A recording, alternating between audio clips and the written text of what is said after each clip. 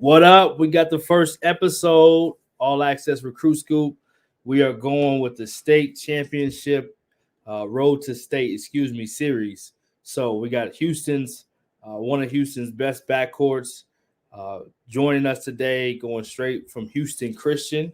We have Montana Wheeler and Brody Robinson. So we're going to bring them in the studio and talk a little bit about this playoff run and look back at the season. What up, fellas? What's up? What's up? Not much. Let's see. We got the hair thing going now. Do y'all have a hair competition? Is it like who looks flyer with the hair? Who Nah, bigger hair? What we got going? I'm just right now. Mine's some bedhead. I can't lie. Okay, I respect that. What about you, Montana? You just got No, out the I shower. like my hair growing out. I feel more mature. Okay, I got you. So it makes you play a little bit bigger too, because you're like, yo, I ain't just Yeah. no rookies. All right, cool. So tell me something about the season, man. You guys obviously had a good season, headed to playoffs. Tell me anything about the season that you were proud of with your team. We'll talk about specific games in a minute, but just something you were proud of about your team. We'll go to rookie first. I feel like the biggest thing I'm most proud of is everybody's development. Seeing everybody from where they was at the beginning of the season, to where we are now. It's truly amazing. Especially somebody in particular, CJ Barnes. His growth and his development. It was fun to watch this year. And I always think that he's gonna keep on growing, but his development, his progress, over the past few months, that's been the most amazing to see. That's what's up, Brody. What would you say to that? Yeah. I would have to piggyback on what Montana said and just the growth of the team, but I also feel like it's a gel as like a family. I feel like we all connected on another level outside of the court, and I felt like that helped us on the court, getting to like know what people like to do, what people don't like to do, and I feel like we grew as like a team on and off the court. We started going out to eat, doing like activities like go-karting and stuff as a group, and I feel like we grew over time. That's what's up. So we'll say Montana, you go first. What's something you're proud about with Brody, and then we'll go Brody. Something you're proud about with Montana. One thing I'm proud about Brody is consistent his consistent performances against high level competition. I feel he's one of the best guards in the state, regardless of any class. And he continues to prove that, every time he steps on the court. He's going to be the same Brody no matter who's on the court with him, no matter who's he playing with. He's still going to be the same Brody Robinson. That's one thing I admire about him, and that's one thing that, I'm proud of about him. That's tough. I love that. What about you, Brody? Appreciate that, Tanner. And Tanner being a freshman coming into high school, being a starting guard on our team. I mean, that's a tough role as is, being no matter what grade, and he's doing it as a freshman. And he's checking off all the boxes. He's being a leader. He's leading juniors and people way older than him, and that's something big he can do. And just the performance he does, the stats he puts out, the leadership he shows, and the teammate he is crazy what he's doing as a freshman. Yeah, I think you mentioned before we started about a particular game, a quadruple double. Yeah, the quadruple double, man. That game was special. He got out start, and it wasn't even like he was going for it. It happened fluidly, and he started just getting rebounds, outletting, getting assists, and then getting to his pull up game, getting layups, and then we were like, dang, he's pretty close at halftime, and it was a pretty blowout, but we were like, oh man, he's close. Let's let him get it. The coach was like, you have 2 minutes to get it, and he needed like 2 steals and 2 rebounds and an assist, I think. And he went out there, got a quick rebound, got a quick steal and assist. We were like, man, he needs a rebound and a steal. He got a steal. He passed it ahead. Someone missed a layup, and he got a rebound, like just like that, and he did it in like a minute 30 seconds. So, and then we called a timeout, and then everybody was just so excited. And then we showered him after the game. It was just a cool moment for the team. Yeah, that's a big time moment. That means the motor had been running, Montana. You was really getting active out there, huh? Yeah, I really didn't know. When my dad told me at halftime that I was close. As a point guard, you're not really, playing for stats. You're trying to, do what's right for the team, always trying to make the right play. But, though, it was just one of them games where, everything was falling in the right place for me. And No I doubt. credit to all my team. None of them that would have never happened without none of them. So I No give all doubt. credit to my guys. Yeah, no doubt. Well said. Well said. Let's talk about the city of Houston real quick. You guys are battle tested going into the playoffs. Obviously, we'll talk a little bit about the road to state specifically, but what has it been like playing in the city of Houston to prepare you for this state run that you're hoping to make? And then obviously the tradition of Houston Christian, if you can sprinkle a little bit of that in there, because people don't necessarily know as much as gone down there as far as winning. So sprinkle a little bit of this tradition and then go into what it's been like playing in Houston. We'll go Brody first. All right, so Houston, it's a different city. I mean, there's hoopers everywhere. Hoopers you've never heard of, hoop. Like it's not it. No one cares what the rankings are. I don't care what the rankings are. If you're on the court, you gotta play. You gotta show me who you are. Right. And I think that's the biggest thing in Houston. No one cares about rankings, and people just when they get between the lines, that's the most important thing. They just want to hoop, and I feel like they don't. No one really lets that get to their head. And about Houston Christian, I feel like Houston Christian is a big part on culture. I mean, we're all family. Like everybody on campus knows each other. Everybody supports each other, sport to sport. The teachers, the best teachers that I've ever had in my life, and the culture there is just the loving, the power they put into you. I mean, it's something that you won't get somewhere else. That's dope. I love it. Montana? In my opinion, Houston has the best basketball. In all states and cities. There's competition everywhere, no matter where you go. And the edge that everybody plays with in Houston, is different from any other city. Mm-hmm. Everybody's coming for everybody every night. Nobody's taking the off night. You're always gonna get somebody's best shot, and that's what I like about Houston basketball. And And the talk, culture. talk a little bit about the culture of winning championships there and going to state runs. Talk a little bit about that. Obviously, your brother was a part of that. Yeah, Houston Christians culture has been built, since I was barely born. It started, way before I even started playing basketball. And my brother, Savir, he was a big engine to that. He really fueled, Houston Christian success, and that's one thing that I really admired about him. And I just try to follow him his footsteps as much as I can. No doubt. No doubt. Love it. All right, we're almost wrapping up. So we have the playoffs. What is it that we have to do?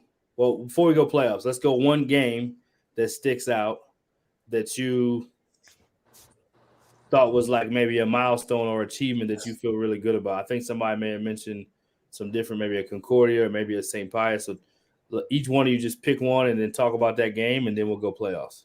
All right, so I'll talk about Concordia first. Concordia was a huge game for us. It was a huge game for Coach Crandall specifically.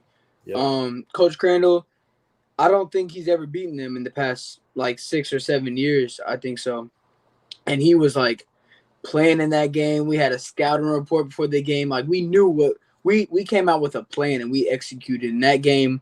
I feel like started the big time growth of CJ Barnes, as Montana said, because CJ had a huge game that game.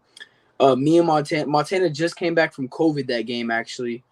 He was not going to play 2 days prior. So having him back into the lineup was huge.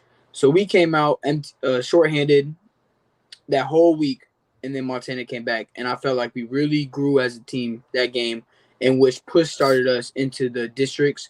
And in 2022, I want to say we're 9-1 in 2022. Yo, that's big. That's big. Montana? One game in particular, that I really feel good about is this past Friday, which was Episcopal. That was a game. That was a game circled on everybody's calendar. Everybody in the city of Houston and just in general was looking forward to that game.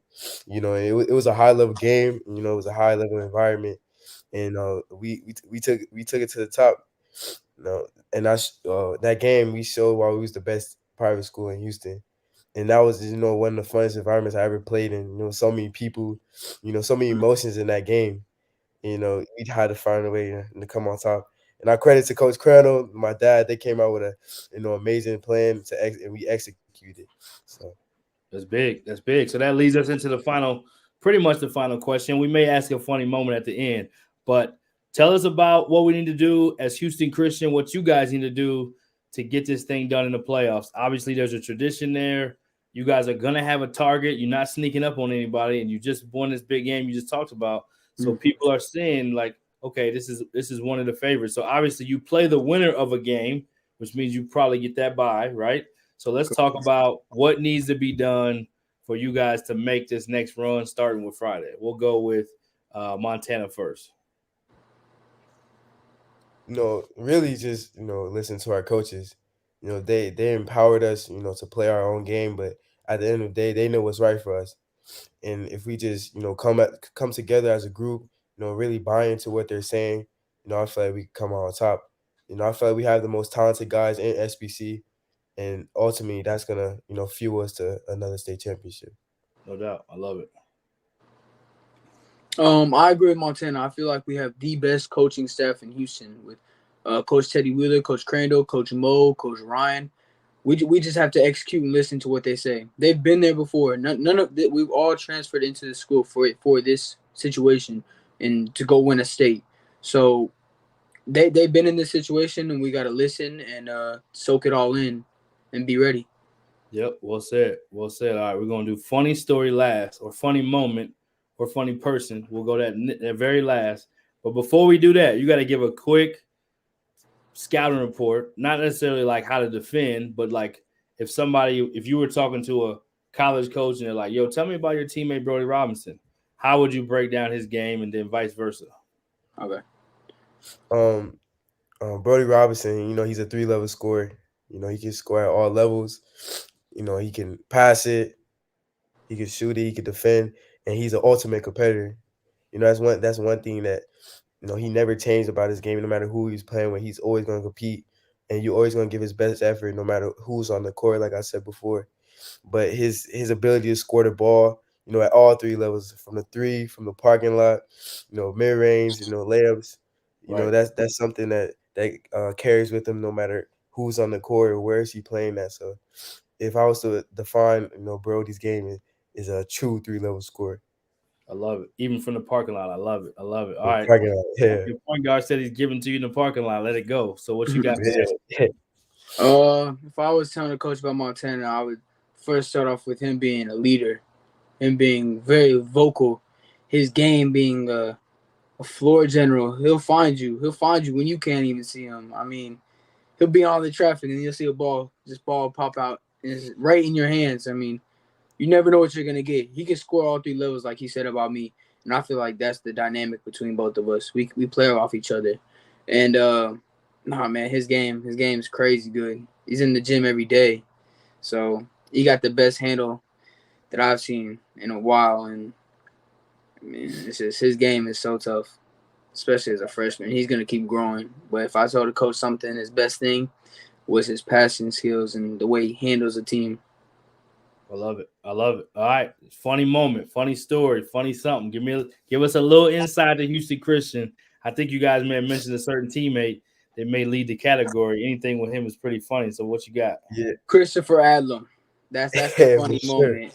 Oh man, like he's everywhere. I mean, you'll see him in a shark onesie 1 second, and then you'll see him on the court in the other, and then you'll see him doing the splits in the parking lot, and then he'll give you like 20 piece. I mean, you just never know with him. And like he's always joking around, and that's like the best thing about him. But when he gets between the lines, he's serious. I But love it. that kid, that's a funny moment. If you ask anybody at Houston Christian, you would know Chris Adlam. That's a funny moment. Just in itself. Montana, you got any funny moments with dad? You got any funny like dad did this story? I know you Uh, told me about the face one time. You told me about the look he gives. yeah, just to pick off what Brody was saying, that Chris, you don't know what you get with Chris. Like he said, he's in a Shark Tank onesie, or he's hooping, he's dunking the ball. You know, Chris is just a funny dude. He's a joy to be around, and I'm sure anybody at Houston Christian can vouch for that. But with my dad, when you're not playing so good, he gives you this look where he just stare you in his eyes, and something's wrong. And Definitely. as a player, and especially as his son, you gotta step up and you gotta make that extra push. No doubt. I love it. I love it. Well, fellas, Is there a way for people to watch the game if they want to watch the game? Do you know if there's a streaming? Do they need to follow Houston Christian basketball on social media? Is that kind of the way to do it? How do people tune in to what you guys are doing out there in the postseason? I think St. Mark's might have a live system, which we watched the game today. St. Mark's versus Episcopal School of Dallas. We watched that on their website. I mean, so if you want to tune in, I would try to find a way at St. Mark's website. No doubt. Who won the game? Yeah, I think there's a YouTube Episcopal link School of somewhere. Dallas. ESD representing Dallas. Let's go. Getting it done. Young Henderson. Yeah. Well, fellas, we appreciate it. Thanks so much. Right. Good luck. Appreciate you. And, yeah, keep up the great work. We're looking forward to following the run. Yes, sir. On the state, Sir. man. All right, yo.